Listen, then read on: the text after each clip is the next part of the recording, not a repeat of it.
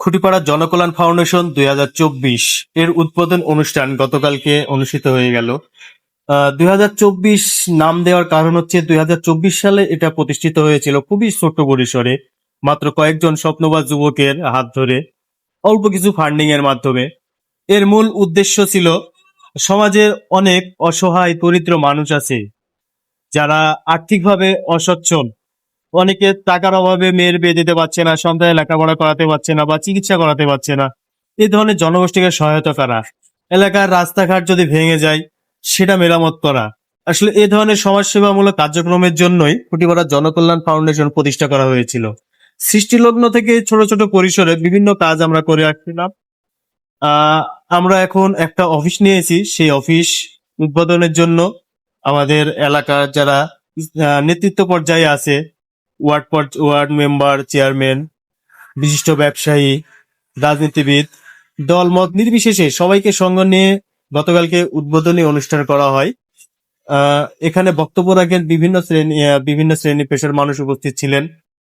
কোরআন তেলাওয়াতের মধ্য দিয়ে অনুষ্ঠান শুরু হয় এবং শিক্ষক, রাজনীতিবিদ, বিভিন্ন শ্রেণী পেশার মানুষ এখানে বক্তব্য রাখেন, নিজ নিজ অভিব্যক্তি প্রকাশ করেন।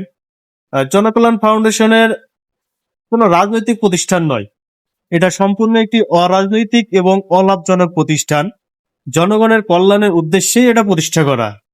এলাকার পিছিয়ে পড়া জনগণ যাতে তারা সুষ্ঠুভাবে চলতে পারে, তাদের জীবন ভালোভাবে পরিচালনা করতে পারে, সেই উদ্দেশ্যে জনকল্যাণ ফাউন্ডেশন প্রতিষ্ঠা করা। আমাদের লক্ষ্য উদ্দেশ্য থেকে আমরা যেন পিছিয়ে না যাই, আমাদের লক্ষ্য উদ্দেশ্যে যেন আমরা অটল থাকতে পারি, সে অনুযায়ী কাজ করতে পারি। সেজন্য সবার পরামর্শ এবং সহযোগিতা চাওয়াই ছিল মূল উদ্দেশ্য। সবাই আশ্বাস দিয়েছেন আমাদেরকে সহযোগিতা করবেন, কেউ আর্থিকভাবে, কেউ পরিশ্রম দিয়ে, কেউ মেধা দিয়ে, যে যেভাবে পারে প্রতিষ্ঠানটাকে এগিয়ে নিয়ে যাওয়ার জন্য সহযোগিতা করবে। আপনারা যে যেখান থেকে দেখছেন শেয়ার করে এটা ছড়িয়ে দিবেন এবং আমাদের সহযোগিতা এগিয়ে আসবেন, যেন আমরা প্রতিষ্ঠানটাকে আরো ভালোভাবে অনেক দূর এগিয়ে নিয়ে যেতে পারি। শুধু আমাদের সমাজ বা আমাদের গ্রাম নয়, আমরা সারা দেশে যেন আমাদের কার্যক্রম পরিচালনা করতে পারি। আমাদের সদস্যদের নিয়ে আমরা যেন সারা দেশে উন্নয়নমূলক কার্যক্রম ছড়িয়ে দিতে পারি। সবাই দোয়া করবেন এবং প্রতিষ্ঠানের উন্নয়নের জন্য যদি কোনো পরামর্শ থাকে সেটাও দিবেন, আমরা সেটা সাদরে গ্রহণ করব। আর আমাদের যদি ভুল ত্রুটি কোনো হয়ে থাকে কোনো কার্যক্রমে, কথাবার্তায়, সেটা অবশ্যই ক্ষমাসুন্দর দৃষ্টিতে দেখবেন, কারণ মানুষ মাত্রই ভুল, ভুলের ঊর্ধ্বে কেউ না। সর্বশেষ প্রতিষ্ঠানের মঙ্গল কামনা করবেন সবাই, সবার কাছে এটাই আমাদের কাম্য।